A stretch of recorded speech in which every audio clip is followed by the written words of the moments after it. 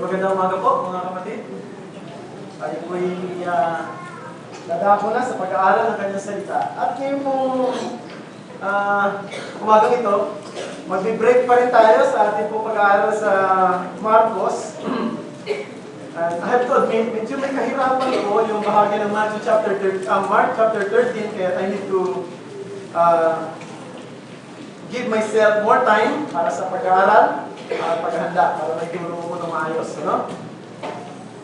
Ang bahagi niya ng salita ng Panginoon. Ngayon po tatalakay tayo ng mas practical na paksa. Buksan po natin ang ating mga Biblia sa Philippians chapter 4 verses 1 to 3. Filipos, kapitulo 4, talatang 1 hanggang 3. Ang Filipos po sa ating po mga Tagalog na Biblia ay nasa page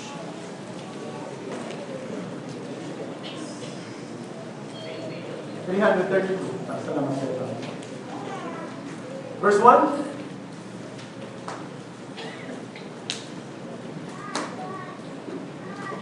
Kaya nga mga kapatid, kung minamahal at pinananabikan aking katuwaan at putong, magpakatibay kayo sa Panginoon, mga minamahal ko. Nakikiusap ako kina Euodias at Syntyche na magkaisa sila ng pag-iisip sa Panginoon. Oo, nakikiusap din naman ako sa iyo, tapat na katuwang sa pasanin, na iyong tulungan ng mga babaeng ito, sapagkat sila'y nagpagal na kasama ko sa Ebanghelyo. At kasama rin naman ni Clemente at ang ibang ating kamagagawa na ang kanilang pangalan ay nasa aklat ng buhay. Palayan ng Panginoon ang kanyang salita. Manalangin tayo. Panginoong Diyos, ngayon pong umaga, tulungan mo kami na makapag-concentrate sa pag-aaral ng iyong mga salita. Manalangin namin na sana maging kapaki-pakinabang ito sa aming mga puso at sa aming mga kaluluwa. At hindi lamang kami maging tagapakinig, kundi maging tagapagsagawa ng aming napapakinggan. Tulungan niyo po na sana ang mga salita mo ay bumago ng aming mga buhay. Ito ang aming dalangin sa ngalan ni Jesus. Amen. Ngayon po ay laban ni Pacquiao. Bakit po ba pinaalala ka? No? At siya po ay makikipagtunggali muli sa kanyang larangan sa boxing.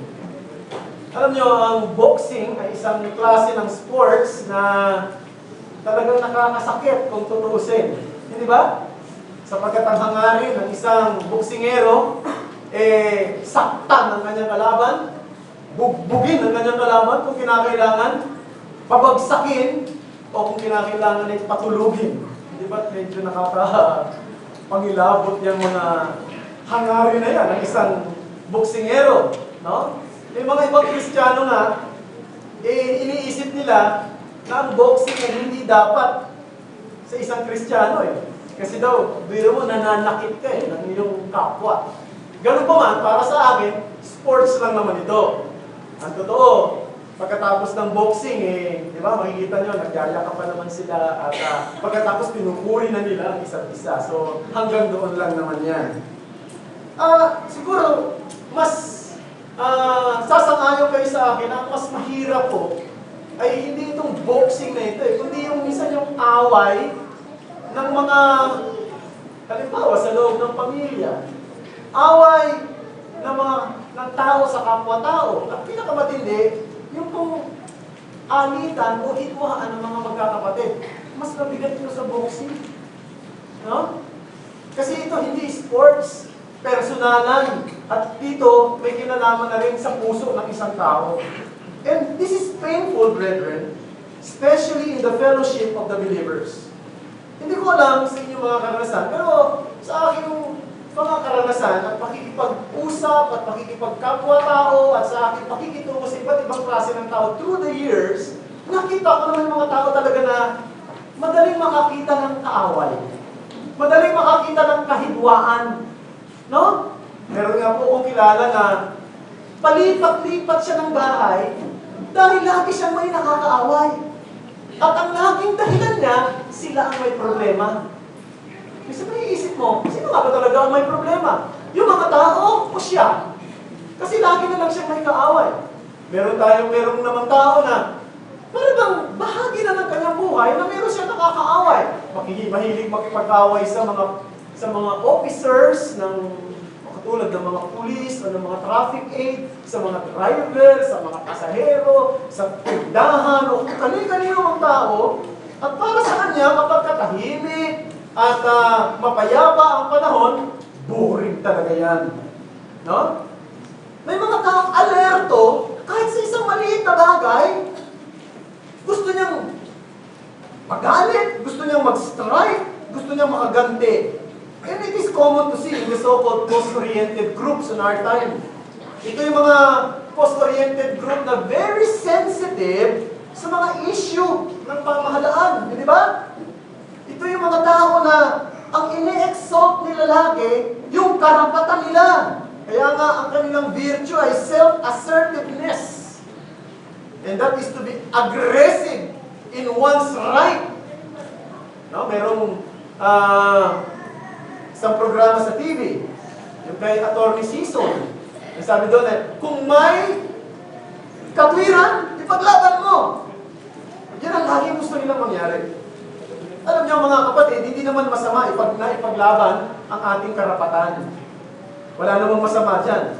Pero ang prinsipyo po ng banal na kasulatan ay higit sa prinsipyo ng mundo na meron tayo. At higit sa prinsipyo ng batas ng tao. In most cases, ang batas ng tao ay para i-promote ang kabutihan mo. No? Pero ang batas ng Diyos ay hindi.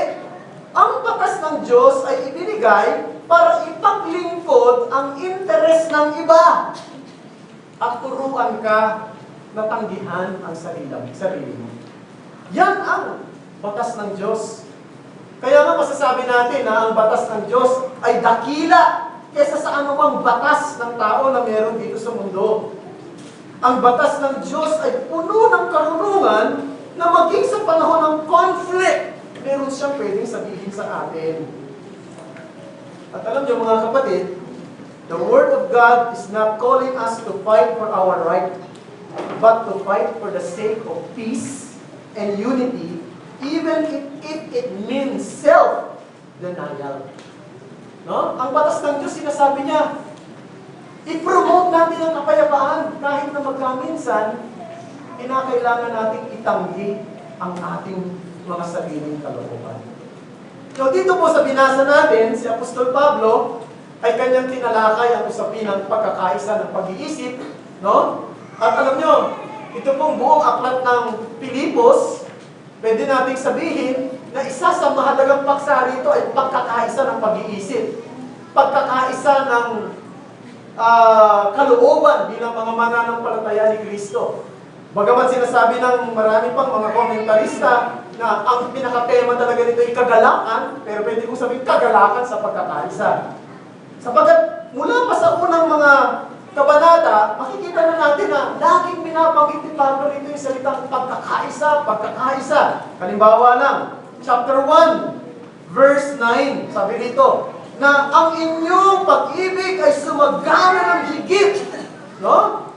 Verse 27 ng chapter 1. Only let your conduct be worthy of the gospel, stand fast in one spirit. No? Manindigan kayo sa iisang espiritu, sa iisang kaisipan, magpunyagi kayo para sa pananampalataya ng Ebanghelyo. Sa chapter 2, verse 2, sabi doon ni Apostol Pablo sa mga taga-Pilipos, fulfill my joy by being like-minded, having the same love, being one accord, of one mind, the same love, the same spirit.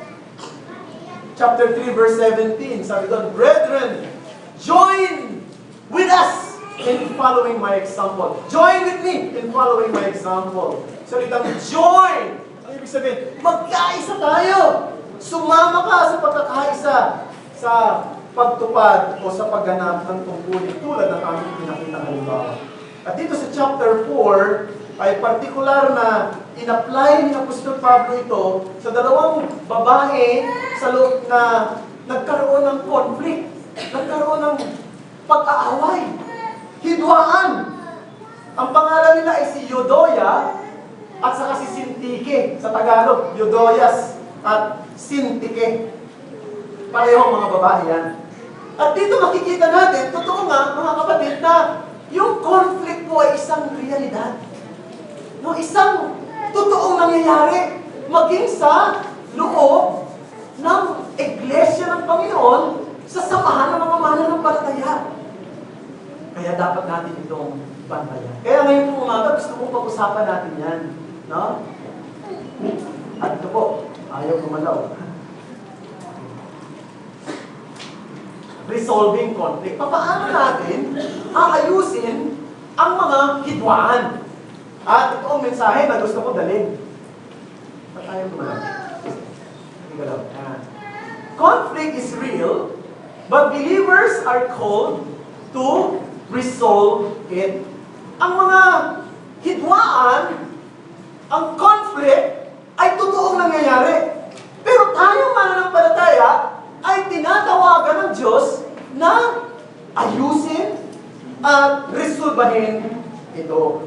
At dalawang bagay ang gusto kong pansinin natin mula dito sa ating pong mga talatang binasa. Unang-una, tingnan po natin, resolving conflict, analyze. Pangalawa, resolving conflict, apply. First, resolving conflict, analyze. Una-una, sa pagtingin natin dyan, tingnan natin muna itong dalawang babae na ito, the identity of these women. Ang sabi, ang pangalan nila ay si Euodia at saka si Sintike. Now, kung natatandaan po ninyo sa Aklat ng Mga Gawa, Kapitulo 16 at talatang 13, si Pablo at saka si Silas ay pumunta sa lugar sa siyudad ng Filipos, sa city of Philippi. Ito ay pagkatapos na sila ay maglakbay galing doon sa Troas. No? At noong araw ng Sabat, si Pablo at si Silas, pumunta sila doon sa isang tabing ilog at nangaral sila sa mga grupo ng mga babae. No? At isa sa mga babae na naroon, ang pangalan ay si Lydia, isang businesswoman, isang negosyante mula sa siyudad ng Tiatira. Nakaupo roon. And probably, itong dalawang babae na ito, si Euodia at saka si Sintike, ay kasama sa grupo na ito ng mga naging mananampalataya sa pangangaral ng Ebanghelyo ni Pablo at naging miyembro ng Iglesia sa Filipos. So, yan po ang nangyayari, makikita natin. But the clear thing about them is that mga kamanggagawa sila ni Pablo sa Ebanghelyo doon sa Filipos. Yan sinabi ni Pablo sa talatang 3, na sinabi niya na ang mga babae ito ay mga kamanggagawa niya. No? Ang ginamit na salita ay kamanggagawa, laborers. Ang literal po na translation nito mula sa wikang Griego ay soldiers, fellow soldiers, mga kasamahan pong kawal sa paglilingkod sa Ebanghelyo. Gusto ko lang linawin yan. Ang sabi, laborers, hindi leaders. Kaya dapat malinaw sa atin na ang mga babae hindi dapat tagapanguna sa iglesia. Kaya kung siguro mapapansin nyo sa ating church, walang nangungunang mga babae sa tuwing tayo ay nagkakatipon. Sapagkat malinaw po sa banal na kasulatan na ang mga babae ay hindi pinapayagang manguna sa tuwing nagkakatipon ng iglesia. Ang mga nangunguna ay mga lalaki. Na hindi ibig sabihin na wala silang papel na ginagampanan at wala silang ministeryo na pwedeng gawin sa iglesia. Marami silang pwedeng gawin sa iglesia. At sila yung mga kamanggagawa, kayo mga kababaihan na naririto, at maging yung iba pa na maaaring kalalakihan at mga kabataan na hindi tumatayo sa pulpito, kung ano man ang ginagawa ninyo. Kung kayo ay naghuhugas ng plato, naglilinis, nag-arrange ng bangko, kung ano mga inaayos dito, nagluluto, kung ano mga bagay na inyong ginagawa, ang tawag sa inyo ni Pablo, kung kayo ay kasama niya noon, at maaaring sa ating panahon, pwede rin natin sabihin niyan, mga kamanggagawa ng Ebanghelyo. Mga katulong sa pagganap ng tungkulin para sa iglesia. Kaya huwag natin maliitin yan. Mga kaagapay sa larangan ng Ebanghelyo. So, ito po yung identity ng mga babae ito. Pangalawa, tingnan natin yung insightful admonition. Sabi niya, sa wikang Tagalog, nakikiusap ako, I implore you. So, diba, mas malalim na Tagalog, namamanhik ako sa inyo. So dito si Pablo ay nakikiusap, naninikluhod sa kanila ng may pagmamalasakit, at ano ang kanyang pakiusap? No? Na sila'y magkaisa ng pag-iisip sa Panginoon. Ang ibig sabihin, ito'y panawagan ng pagkakasundo, alang-alang sa kapayapaan, alang-alang sa kaayusan. Pero higit pa ron, meron siya binanggit dito na salita. Magkaisa kayo ng pag-iisip saan? Sa Panginoon. So, magkaisa kayo ng pag-iisip, magkasundo kayo, dahil may kaugnayan kayo sa Panginoon. No? Yan ang sinabi niya. Dahil meron kayong relasyon at koneksyon sa Panginoon. Yan ang sinabi niya dito. So, Paul is saying that we have a lofty reason. Meron tayong matayog na dahilan kung bakit dapat tayo nagkakaisa ng pag-iisip, bakit tayo may pagkakasundo bilang magkakapatid. Dahil sa Panginoon. Dahil tayo'y iniligtas ng Panginoon. At tayo'y magkakapatid sa Panginoon. Yan po ang dapat natin tingnan. So yung pong dahilan ni Pablo ay hindi man-centered, hindi dahil maganda rin naman yung walang problema eh. Hindi. Kundi Christ-centered dahil sa Panginoon. So conflict is very possible even among true believers, even among true or fine believers, because we are human, no? But it is difficult for me to understand kung ang isang tao na nagsasabi mananampalataya ay ayaw niyang makipagkasundo sa anumang dahilan. No? Of course, we can probably say, pwede naman tayong magpalamig muna, o bigyan natin ng panahon ng isip sa isa't isa. Pero yung sabihin mo nga, imposible na kami magkaisa kahit na pareho kami Kristiyano. Hindi pwede yan. Ang isang totoong Kristiyano ay merong pakikipagkaisa sa kanyang kapwa Kristiyano. Ako po, I must admit, ako po ay na-involve na rin sa iba't ibang hidwaan sa nakaraan. Pero minsan ay hindi ko hinanga at hindi ko isinabi sa sarili ko, hindi na kami magkakasundo kahit siya pa ang lumapit sa akin at makipagkayos. Sabagat hindi yan ang ugali ng isang Kristiyano. No? Dapat tayong mga nanampalataya, we have to face the reality of conflict, but we have to resolve it because we are Christian and we have a better reason to resolve it. We are connected and related to Jesus Christ. No? So, yan po ang dapat na makita. Alam nyo, kung mayroong isang bagay na napakahalaga na meron tayo bilang mananampalataya na hindi totoo at hindi tinataglay ng mga tao sa mundo ito, yung pong ating pagkakaisa sa Panginoon. Diba? We are united in the Lord. Yan ang dapat natin tandaan. At narito si Pablo, tinuring niya na ang mga kababaihan ito ay mga kamanggagawa niya.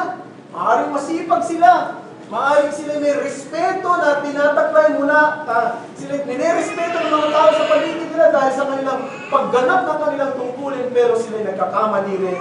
At siyempre, at hinahanap ni Pablo na sa panahon ng pagkakamali, sila ay magkaisa, magkasundo, alang-alang sa Panginoon.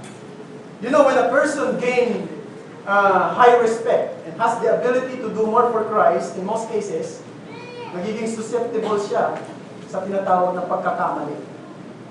Meron nga po nagsabi, si David, no? He loved the Lord greatly, he served the Lord greatly, he sinned the Lord greatly.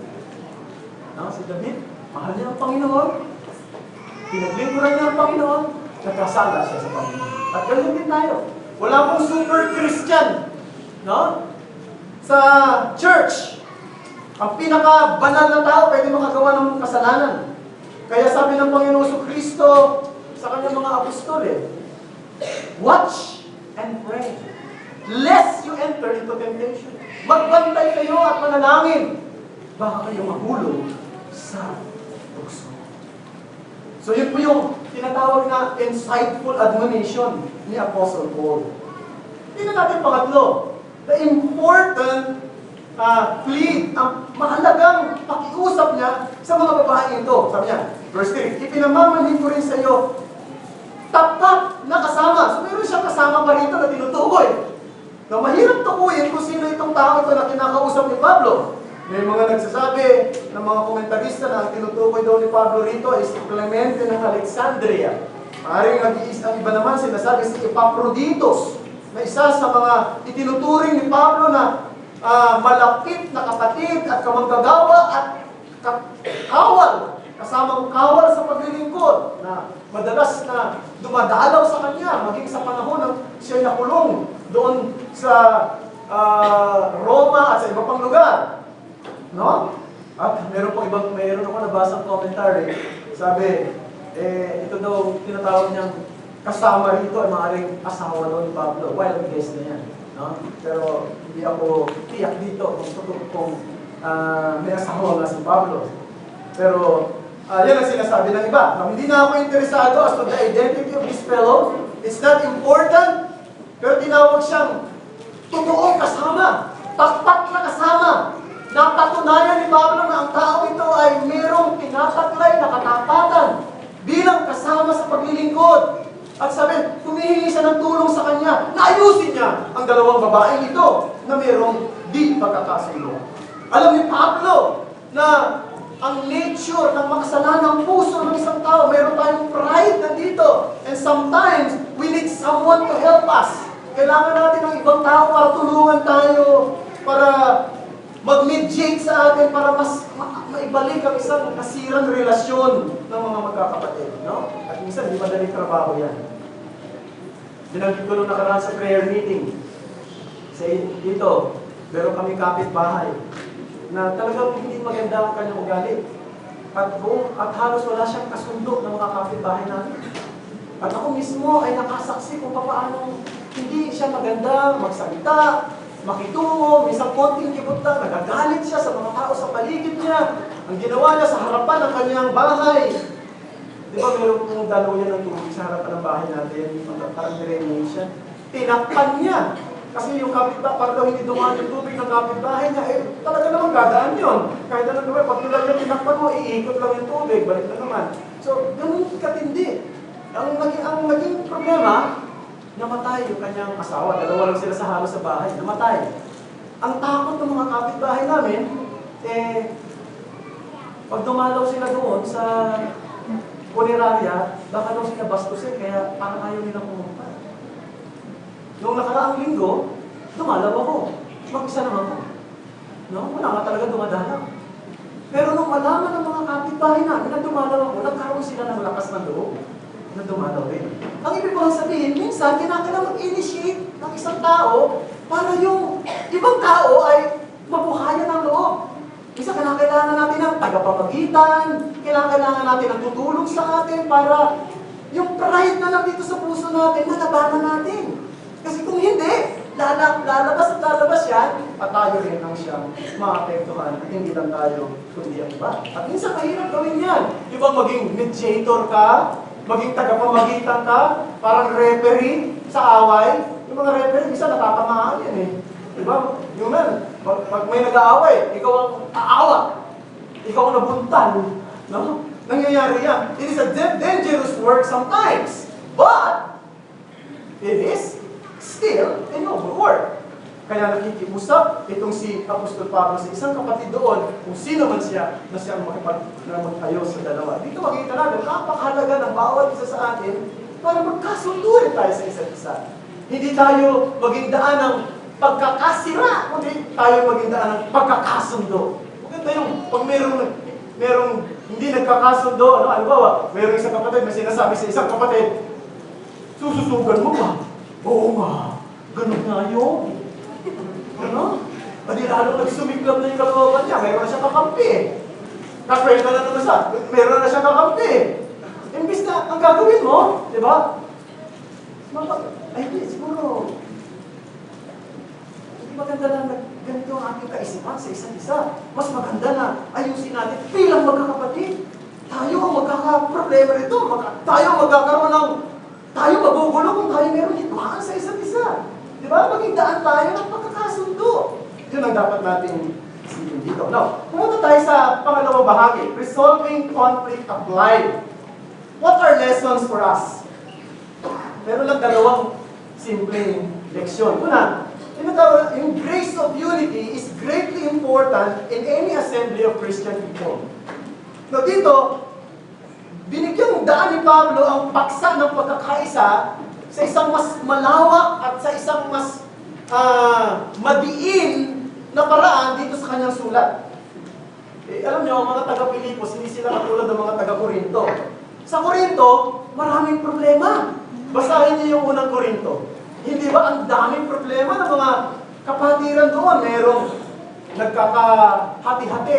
Merong nagsasabi, kami kay Pablo, kami kay Apolos, kami kay Pedro. Yung mga nag-spiritual ang dating, kami kay Kristo. No? Meron doong problema pagdating sa tinatawag na sanctity of Lord's Supper. Hindi sila nagkakasundo. Pagdating sa Lord's Supper, nag-aaway-aaway sila, nag-aagawan sila ng mga pagkain.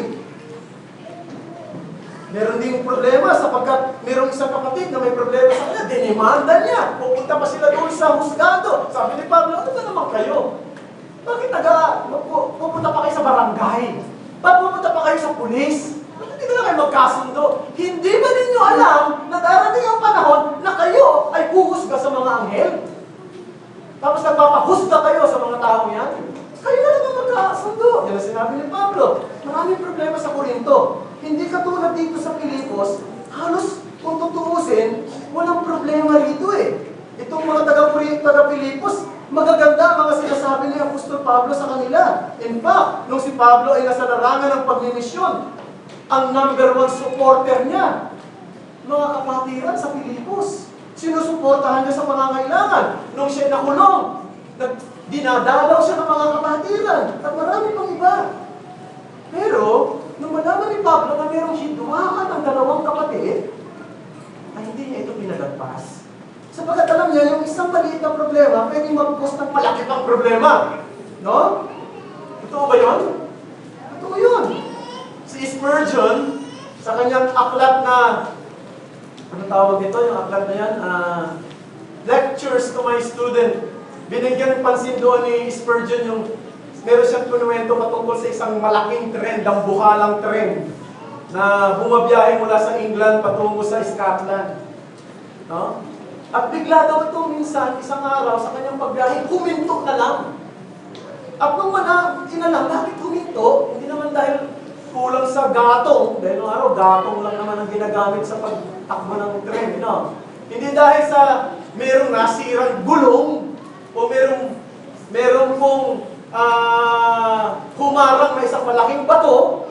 Ang dahilan, mayroong isang napakaliit na screw. Screw lang. Ang natanggal sa engine. Huminto ang isang dambuhalang tren. Alam niyo, totoo yan mga kapatid. Kapag ka mayroong maliit na crack sa dam, mapanganib yan. Di ba? Pag mayroong maliit na crack, halimbawa, may nakitang yung mga authorities natin, may nakita maliit na crack sa lugar na, sa mga dams natin dito. Inaayos kagad nila yan. Bakit? Yung maliit na crack na yan, pwedeng lumaki yan at ano mangyayari? Maging malaki ang epekto niyan sa mga kabahayan na dinadaanan ng tubig. Maaaring magbaha at umisalan ng maraming tao. Kaya nga mapapansin ninyo, di ba, pagka malakas talaga yung ulan, tapos napupuno na yung ating mga dam, nagpapakawala sila ng tubig kasi pagka sumabog ang dam, mas malaking problema, mas malaking baha ang pwedeng mangyari at puminsala hindi lamang ng mga kasangkapan kundi ng buhay ng mga tao. Kaya ito'y binibigyan na kagad ng inaayos na kagad. So dito mga kapatid, napakahalaga na yung pagkakaisa ng pag-iisip, yung pag-aayos sa mga problema, ay dapat pagsikapan natin lahat. There are times na kinakailangan natin i-deal ang isang problema. May mga panahon naman, maliliit na bagay, palagpasin na lang natin yan. Kung tayo mahilig, tumingin sa mga maliliit na. Uy, may mga malalaking problema, ayusin natin yan. Yung maliliit, palagpasin na lang natin yan. Diba? Yan ang prinsipyo ng Bible. Kawikaan 19:11. Ang bait ng tao ay nagpapakupad sa galit. Ang kanyang kaluwalhatian ay paraanin ang pagsalangsang. Yung mga maliliit lang na bagay, paraanin mo na lang. Huwag mo nang pansinin. Huwag mo nang isipin. Huwag mo nang palakihin. Yan ang sinasabi niya dito. May mga panahon na alang-alang sa kapayapaan ay pinararaan na lang natin ang maliit na pagkakamali laban sa iyo. Hebrews 12:14. Sabi ron, pursue peace with all people and holiness, for without which no one will see the Lord. Mga kapatid, ako'y namamanhik na panatilihin natin ang kapayapaan sa iglesia nito. Panatilihin natin ang kaayusan at pagkakaisa sa Sovereign Grace Christian Church tulad ang hangarin ni Pablo sa mga taga-Pilipos. Huwag natin hayaan na ang mga sirang relasyon ay mamayani, kundi ang pagkakasundo alang-alang sa Panginoon at alang-alang sa kapayapaan. Pangalawa, godly tactfulness is necessary in resolving conflict. Now, si Pablo, hindi siya kumikilos dito bilang isang diktador sa mga babaeng ito na sila magkaisa ng pagkapag-iisip, kundi sabi, nakikiusap siya. Namamanhik siya. He pleaded to both of them. He expressed his concern and he made them feel the responsibility to restore that unity. And at the same time, brethren, that is what we should do whenever we face conflict. Saan man lugar ngayon tayo? Sa loob ng pamilya natin, no, sa trabaho natin, sa mga kapitbahay natin, o maging higit sa lahat, sa loob ng iglesia, na kung saan tayo ito. No? So yun dapat natin gawin. At dito, kinausap niya ang isang tao. Sino man yung taong yun? Isang tao na hindi bias, kundi mapagmahal sa kapayapaan. Brethren,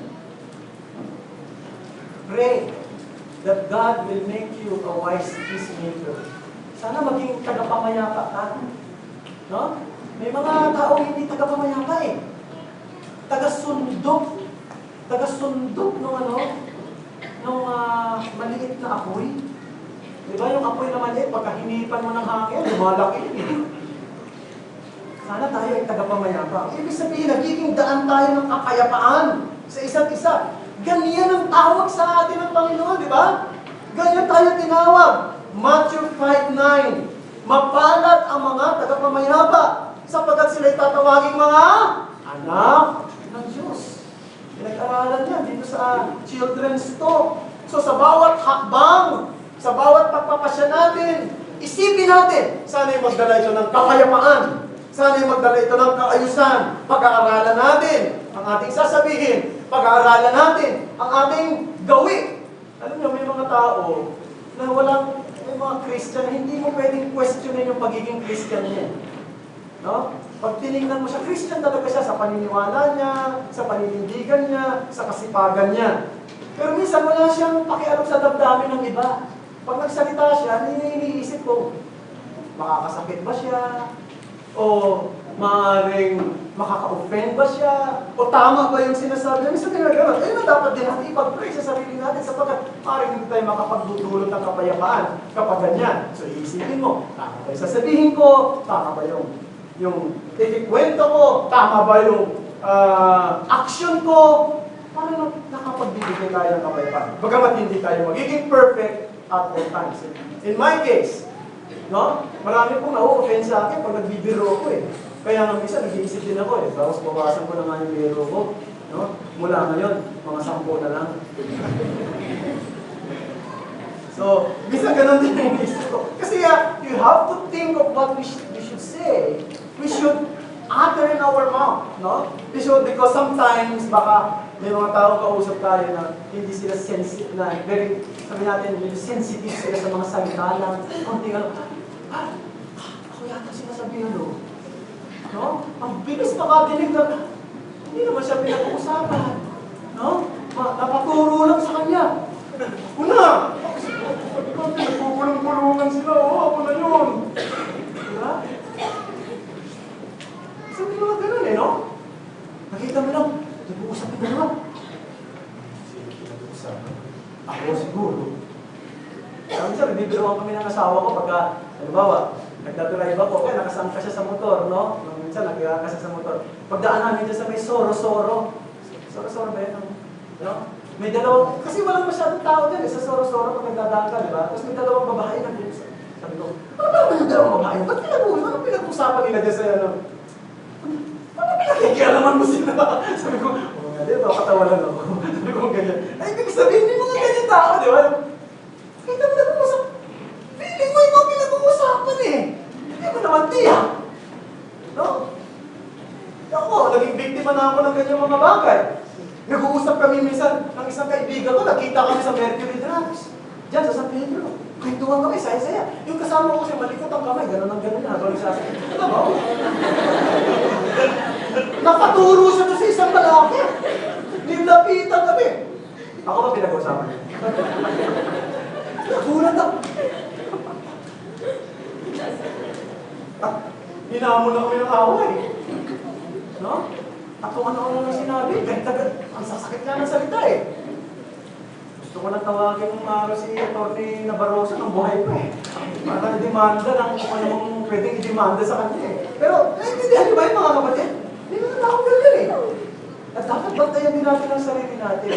Hanggang din natin natitiyak, huwag tayo magsasalita at magtulungan. Now, sa pagtatapos natin, ngayon pong umaga, narito si Pablo. No? Tinatawagan niya ang mga kapatid na ito. Magkasundo kayo. Pero napakaganda sapagkat kinilala niya na itong dalawang kapatid na ito ay mga kamanggagawa sa Panginoon. No, mga kamanggagawa. Mga kapatiran ito.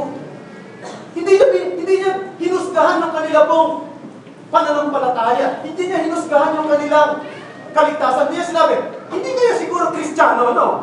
Hindi. Magkasundo kayo. At ang ganda pa ng sinabi niya sa bandang huli. Sabi niya, sapagkat ang mga pangalan nila ay nakasulat saan? Sa aklat ng buhay. Book of Life. Wow! Ang ganda no sa verse 3. Nahuling-huli. Sabi niya, at ang ibang aking mga kamanggagawa na ang kanilang pangalan nila sa aklat ng buhay. Now, natanong niyo ba sa inyong sarili, ano ba yung aklat ng buhay? Ano ba yung Book of Life? Pagdating ba ng araw, meron ba talagang Book of Life? Na may bubuklatin. Nandito ba yung pangalan ni Kuya Amado?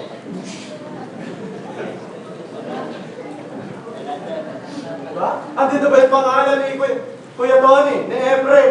Andito ba yung pangalan ni ganyan? Alam mo, mga kapatid, I don't believe na literal na Book of Life yan. Na literal na mayroong aklat. Alam mo kung bakit?